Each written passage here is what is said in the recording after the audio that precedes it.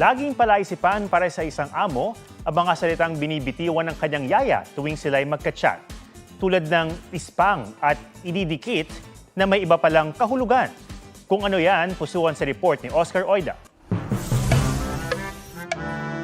Te, hindi na po maganda yung ispang. Ha? Ano yun? Yung yelo, te. Isang tahimik na hapon ni DJ ang nabulabog dahil sa chat ng kanyang kasambahay. Bili ka po ispang. Ha?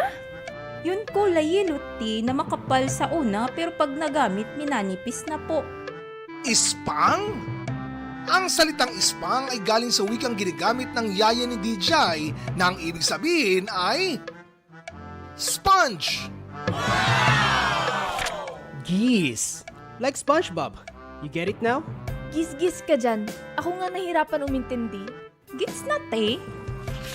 With permission from Yaya, ang pag-share sa social media ng convo na agad nag-viral.